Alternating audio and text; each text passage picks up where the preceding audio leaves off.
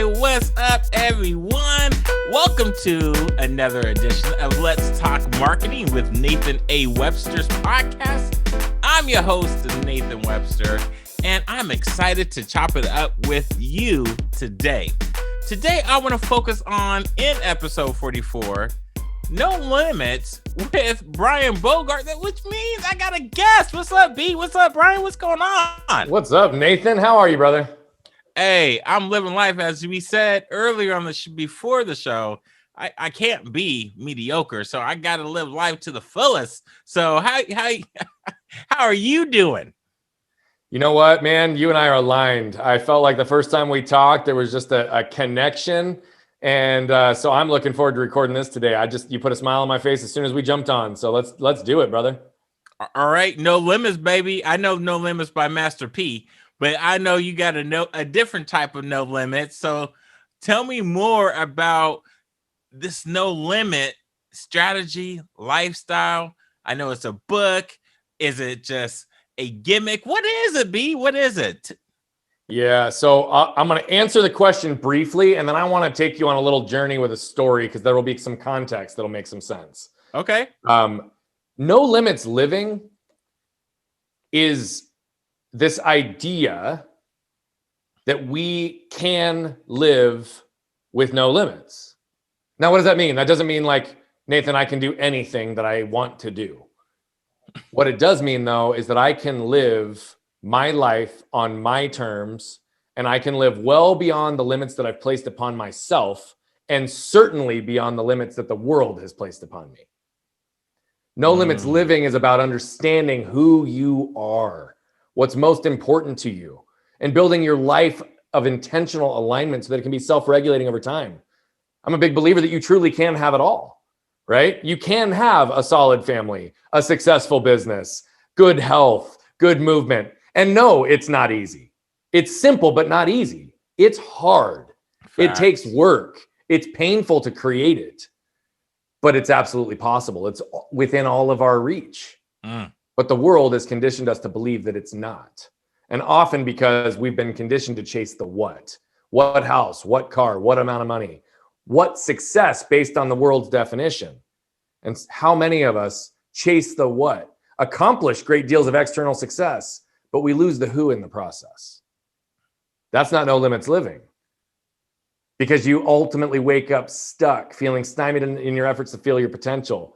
You feel like you aren't living authentically to who you are and what you're capable of.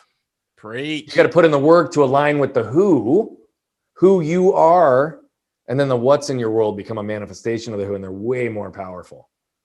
So that's what No Limits living is. But to give some context as to why that happened, and I'm going to abbreviate this story just for the purposes of our conversation. Okay. But when I was a little kid, I was run over by a truck. My left arm was completely severed from my body. Reattached, 24 surgeries, years of overcoming adversity. And as I'm sure you can imagine, I was immediately put into this box that was based on the definitions that other people had for what I was going to be capable of through the lens that they viewed the world through, what they would be possible and capable of doing in my situation, not elevating and empower me to live authentically to who I am and what I'm capable of in my scenario. So I've lived a lot of my life breaking beyond boundaries because I didn't want to be the center of attention. I didn't want to be confined by that box. And so I have always gone above and beyond to live life on my terms, in the way that I want to live life, doing the things that I want to do. And how many times I've had somebody say, well, how do you water ski? And me flip the script on them and say, well, how do you water ski? Reality of it is we are capable of far more than we allow ourselves to believe, and certainly than the world is going to define for us.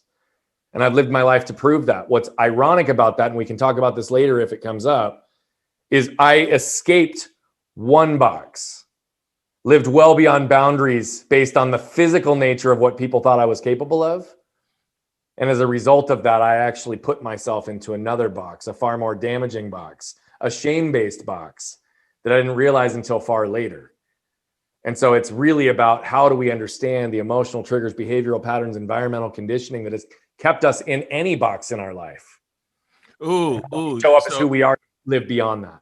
So if we just take a timeout and you probably say, well, okay, this sounds all good and dandy, or this is like positive talk, and this is awesome, or this is inspirational. What does this have to do with marketing? You just said something that was so profound yet so simple that it could be easily not even considered the focus of what marketing is about. Is taking things outside the box, but you don't take anything outside the box if you're not comfortable with showing off.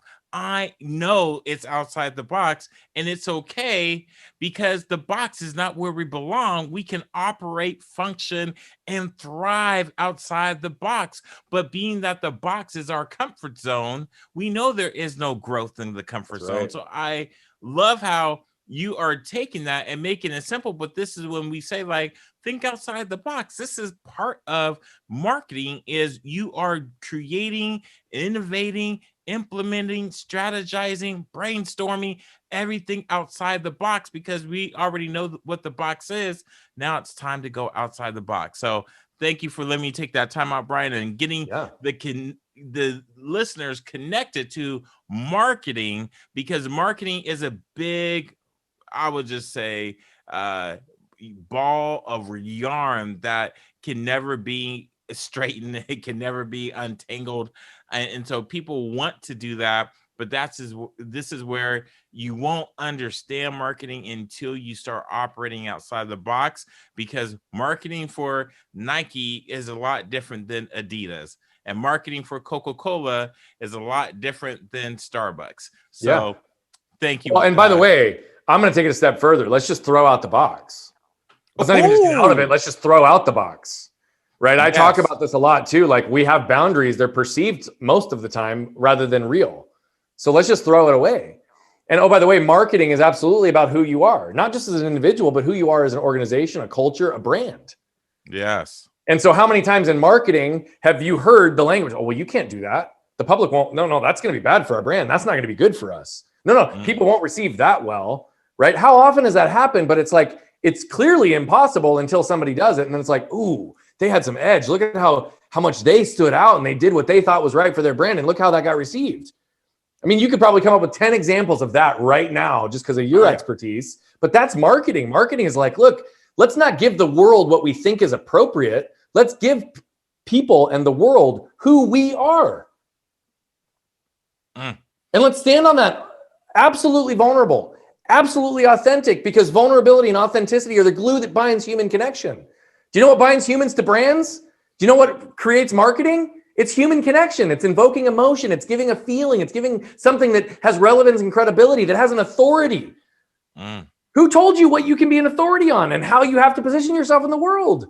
We've created these social constructs and narratives that we've bought into. And that's why we wake up one day and we suffer, because we realize that we aren't actually living authentically to who we are. That's why brands don't always grow.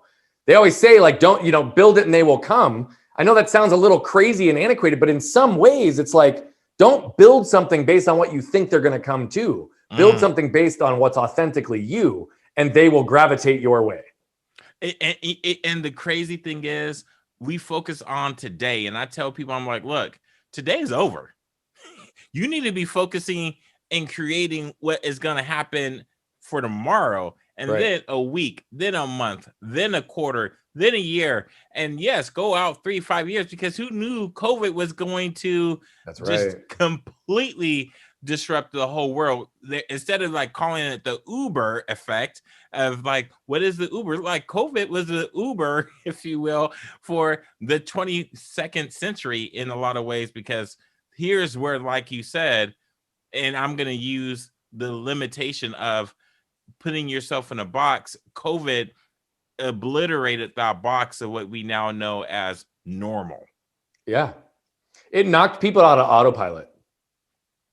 It truly, that's a how great many way to put people, it. how many businesses, how many cultures, how many societies were so used to operating just because of the momentum that was behind us that we don't even think about it. We're on autopilot. When I say autopilot, how many times did people wake up, go through their morning routines, end up at the office, and they don't even remember the prior 3 hours because it's so routinized? Or how many times would you wake up 40 minutes into a drive and be like, oh gosh, I don't even remember what I just did 5 minutes ago.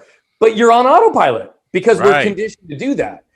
What COVID did was, and this pandemic did, was force people out of autopilot, which is also why there was so much chaos, so much fear, so much scarcity, so much discomfort, because we didn't have the box of our autopilot to rely on. We had to redefine our lives minute by minute, right? All of a sudden, we're disinfecting grocery bags. All of a sudden, we're on a mad dash for toilet paper. All of a sudden, working professional parents now have to become teachers, right, in remote learning. Now, all of a sudden, we're having to balance all these different things. And oh, by the way, we now have, for a lot of families, a bunch of people living in the same box, four walls, with no escape for months on end in a way that we've never had to experience. We had to redefine who we are, how we show up in the world, what this looks like. And we were literally put into this box, but we were knocked out of autopilot. But that, again, goes back to like how many people didn't know who they were. How many people were operating on autopilot and all of a sudden they woke up and they're like, oh, I don't like my spouse. Oh, geez, I can't stand my kids, right? No reason, all the reason that domestic violence and, substance abuse and suicide rates have skyrocketed in the last year because people have been forced to view the reality. We call what's normal, but normal was a blinder over our face, a blinder over our eyes as to what really is. COVID made us see what really is. Yes, sadly, we have in, I would say, Western society in America, we have used, which I know I even do it and I work on not doing it, but one of the first things that you say when you meet someone of asking them questions, what do you do? And so that becomes the defining identity, or in my world, marketing avatar of who you are. And now that was disrupted. Like you said, the autopilot. So, brother, not everybody even knows this yet. I've talked about it very little and it's not publicly facing yet, but we're literally about ready to launch an entity, a movement, and a podcast that is titled Who Before What. And it's around this whole idea of changing the narrative that we are so conditioned to do, because you just said it best. One of the first questions outside of what your name is that anybody asks you is, what do you do? Facts. Right? It is a part of your identity. Very rarely do you ever get the question, who are you? Tell me who you are. And when you do get that question, 95% of people answer with what they do. We as a society don't know who we are as individuals. How can we understand who we are as a society if we don't even know who we are as individuals? So we need to change the narrative around that. And we need to start appreciating and focusing on who people are, not what they do. That's the connection point. That's what bonds us. The what is a manifestation of the who if it's done right. But we're so conditioned to focus on that external side versus what's inside, which is who you are. Yeah. And how many people can't answer that question? That's the sad part to me. Because of who you are, which I'm guilty. So I don't want anyone to come off to say, okay, you pointing the finger. I'm guilty. I've done it many times, and I've used, which is why I joined the Marine Corps, is because I wanted that success. I wanted my college's success when I went to college. I wanted my employer's success, which is why I loved working for Nike. But at the end of the day, that wasn't me that earned that. I need to create my own success. And so when we say or ask the question of who you are, and are you able to say who you are using your own success? And I think that's why so many people are zombies, because they haven't accomplished anything that matters in here to them. 100%. And oh, by the way, I'm guilty of it as well. And the reason that this belief system is so foreign for me is because I did chase the what. I did lose my who. I did have lots of failures. I did create the external element of success, and I accomplished it, and I was still miserable. Yeah. And that was what made me start to realize, when I'm in a position running with people making multiple 6 figures, 7 figures, sometimes 8 figures, many of whom had lost who they were, most of them who were miserable, feeling stuck and stymied in their efforts to fulfill their potential, despite the fact that the external world said, well, they've got everything. They've got this great life. They've got all this stuff. They didn't know who they were, and they were miserable. And I decided there's got to be a better way. So, man, I haven't been keeping track of time. And so, Brian, if someone is out there and is looking to either that maybe they have their own business, and it could be a for-profit or a nonprofit, maybe they're doing some sort of social good, maybe they're tackling a social issue right now, or they're doing a community project. Maybe they're a college student, or maybe it's a key decision or a critical decision maker. Maybe they are a C-suite executive. What tips, advice, or words of wisdom would you like to share with them for the next 5 minutes? What would that be? I'm going to break it down into 2 buckets and I'll take 5 minutes. Okay. The first is I'm going to literally give you something extremely tangible. Extremely tangible. I want you to literally make a list. 2 lists, in fact. The first list is the things in your life that bring you joy, freedom, and fulfillment. The things that fill up your energy bucket. The things that make you feel inspired, desired, hopeful. The things that make you feel energized. The things that literally make you happy and make you feel like you. Write that down. Get clear on it. The people, the things, the sources, the things you do that add to this list. Create a counter list. What are the negative sources? What are the people or things that you do or are around that leave you feeling depleted? No energy, no inspiration, not wanting to get out of bed, not feeling appreciated, feeling scarce or fearful. Literally, we know what those feel like. We don't often take action to do anything about it because it's just like, well, this is my lot in life. This is my job. This is my this is my that. And so it's like we just accept whatever is there, but we allow all these negative sources into our world because we just think that that's what's required. And I'm telling you, it's not. Once you make those 2 lists, systematically and intentionally start to remove as many from this list in your life as possible and move as many onto the positive list as you can. That in and of itself will help you better calibrate with who you are. And that in and of itself will allow you to feel more freedom and fulfillment. If you do nothing else, that's it. The second piece that I want people to hear is so many of us feel like we're a victim or like life is fate. And it's because of a couple Say that again, man. Say that again. Say that So many of us feel like we're a victim or like life is fate. And it's because we lack awareness and intentionality to actually go about what that looks like, right? So our minds process 11 million bits of information per second, but we're only consciously aware of about 40. So what that says is we're largely led by the unconscious. Of course, life feels like it's fate and like we're a victim. But I haven't met a single person who hasn't raised their hand when asked the question, do you desire to have more influence and control in your own life? Everybody does. So what has to happen is you've got to move yourself through a process to move the unconscious to the conscious, the unaware to the aware, so you can be intentional and you can build your life of intentional alignment. But too many people, because they feel like a victim and feel like fate, they look outside, they look external. They're looking for a hero. They're looking for a savior. They're looking for the next 7-step system to success so that they can, if they just get here, then they'll be happy. If I just make X amount of money, I'll be happy. If I just do X, I'll be happy. And how many times do we set those falsities? We get there and we're like, oh, I don't feel any different. Nobody is going to save you. Nobody is going to be your hero. The only person capable of saving you and being your hero is you. Period. End of story. But the fact that you are here listening to this right now tells me that you are a survivor. Because it's absolutely guaranteed that everybody in life, nobody gets through unscathed. Everybody experiences pain. Everybody experiences loss. And the fact that you're here right now says that you have had the strength, the courage, the conviction to stand back up on your own 2 feet prior in your life, which means that you're capable of doing it moving forward. You're capable of seeing the future. You're capable of adhering to hope and desire. Otherwise, you wouldn't be here listening right now. So you're not only a survivor, but you have potential to be a thriver. Stop looking for a hero and a savior. Instead, look for a guide if you don't know how to get there yourself. And I want to be very clear, this isn't a pitch to be like, oh, go find a coach. 90% of people aren't ready for coaches. A guide is somebody that can help you on your own intrinsic journey. It could be a spouse, it could be a kid, it could be a parent, it could be a best friend, it could be a counselor, it could be a therapist, it could be many things, it could be a mentor, it could be any of those things. But if you don't have clarity on who you are and you don't know where to begin, find a guide. Find a guide that's going to walk you through the process to elevate and empower you to have these tools to see yourself more clearly so that you can have a sustained life based on who you are. One of my guides is my wife. She helps me see myself more clearly than I see myself. And I have a very high level of self-awareness, but I still miss stuff. We all have blind spots. You are the only one who can be your own hero. You are the only one that can be your own savior. And I absolutely believe that because you're here listening today, that you also have the ability to do so.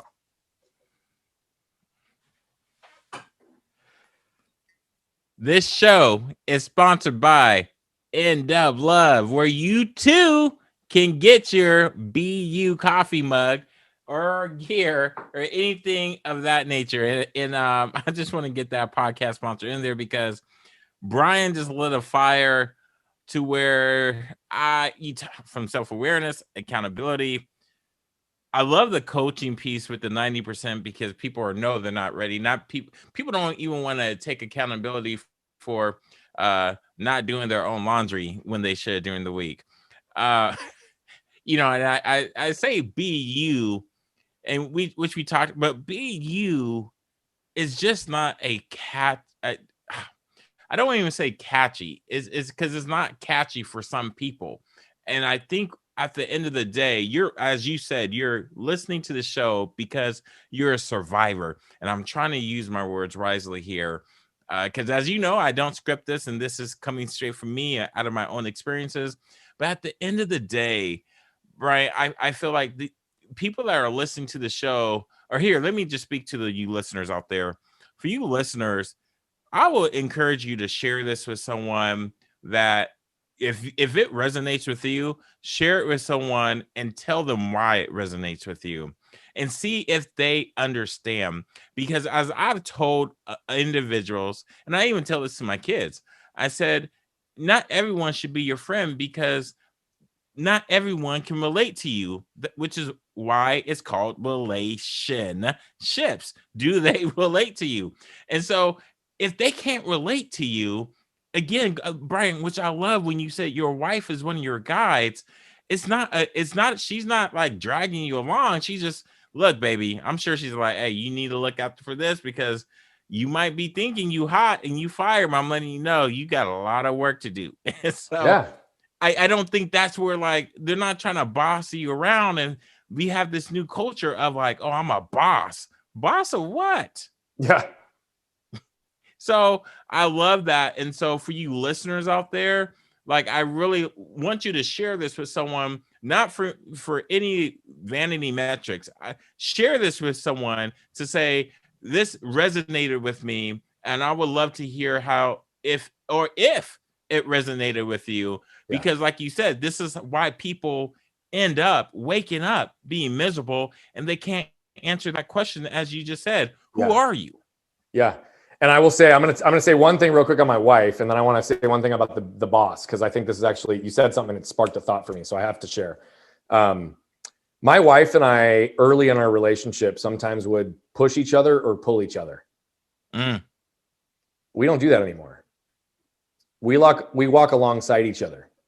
There are times when we are blind to things, but because of the level of trust and vulnerability that we've created in our relationship, I also can hear the really tough news without feeling I'm getting kicked in the ass. It's coming from love. And I also can be encouraged from a place of love that doesn't go to ego, right? So we're not being pushed or pulled. We're being authentically connected and walking together. And so I think that she is my guide, but I am also one of hers. And so it's about the ability to be able to communicate those things in a way that you know is going to be received by that person because you know them so well. You know how to communicate and connect relationally so that it resonates. So that's the part I wanted to give on that, because I think that's an important clarification, because for my wife and I, we are each other's guides, but only because we're not pushing or pulling. We're walking, holding each other's hands. The second is be the boss, right? Be the boss of what? Anytime somebody's like, I want to feel like a boss or be a boss, it's typically for external confirmation on something to cover some level of insecurity, some emotional trigger or something. What I'm going to encourage people to do is to be the boss of you. If you're going to be a boss of anything, be a boss of you. Because if you can be the boss of you, then it's not driven by ego. It's not driven by like having to do anything. And so what I also want to say is that often people feel stuck or stymied in their efforts to fill their potential and think that they have the wrong strategy or tactics in their life. Like I said earlier, typically and almost always, it's a combination of the emotional triggers, behavioral patterns, and environmental conditioning in our worlds. And so anything external that's to puff our chest, ego-based, show what the world is, it's to fit the world definition, not our definition. Be the boss of you, and you don't have to puff your chest. Yo, I don't know if I actually I think I Be you, dream big, don't settle. Oh yes. Listening, that's what that shirt says. He just showed it to us. I think at the end of the day, for you listeners out there, the reason why I will take full accountability for my own lack of reaching my own goals is because I settled. And it's because I was not being my authentically me self. And I love the push and the pull, which are two marketing strategies. But I will put that on hold to say that when you are able to walk along with someone to say, look, we can't go backwards. We're going to dream big and not settle. Then you can truly be authentically who you are. And I love coming back to how we started off as a topic of today's episode. You can just eliminate the box and have no limits. You can live with no limits. That's right. I love that. As we also talked about right before we started the show, right? That's also why my sign off on almost everything is 4 words, a very simple statement, because it aligns with what your shirt just said. It's be great and be you. And it's so funny because you say that as like a tagline or a signing off or a salutation, and it's just like why I don't speak to people. Like I don't respond when someone says, "Oh, hey, how you doing?" I'll just say hi. You don't really know or care how I'm doing. It's something that's said without a conscious thought because we're living in the subconscious. So with that being said, man, I want to say thank you, man. That was woo. You know, I'm fired up. I'm ready to go do some stuff now. Brian, where can they find you at, man? If they want to learn more about you or all that you're doing, since you have a lot of great stuff. You didn't put out any pub, but you did put out a lot of diamonds. So where can they go find more of those diamonds for you and find you on your channels? Yeah, so brianbogert.com is our website. It's one of the best places to go because it integrates everything. It integrates YouTube channels, articles that have been published in Forbes and other places, all of our social handles, which are at Bogert Brian on pretty much all of them. You know, and what I didn't mention earlier, but I'm going to just throw out there, we're on a mission to impact 1 billion lives by 2045. And we're very, very aware that 99.9999999% of those will never pay us $1. We're completely okay with that. So if you go visit the website, we gave a lot of free content that should have been paid for. But we push out a ton of free content for that sole purpose because it's impact that we are focusing on more than anything. And we know for a fact that those that gravitate towards us, those that want and go deeper in our work will, and they will more than support everything that's required to impact those 1 billion lives. So why I say that, the reason I draw attention to that is the website has a bunch of free content. And by all means, like, please engage, watch it. And if that's all you ever need from us, take it and run and share it. Again, not for vanity, but for impact, because that's the only way we'll get there is with the ripple effect through the world. Awesome, man. Thank you so much for coming on the show, bro. Thank you for creating a platform to put good into the world, brother. I was happy to be here. Hey, and with that, y'all, that is a wrap. For those that are listening, please now share and review, subscribe, and comment so we can continue to dominate in the rankings, because I ain't trying to be mediocre. As I started this podcast 5 years ago, I was just doing it for fun. But now I really do want to put that good out, just like Brian said, to make impact for people like me 15 years ago that was asking for information and no one was, they were like, I don't know what to tell you. So this is why I'm giving it for free, but it does cost, it costs money, it costs time, and it's an investment, but I'm happy to do it because I believe it's my calling and I love helping people just like Brian. So I appreciate you being on the show. And for you listeners out there, please share it. Remember, that's your homework for this week. Next week, I look forward to seeing you again. So until then, dream big and God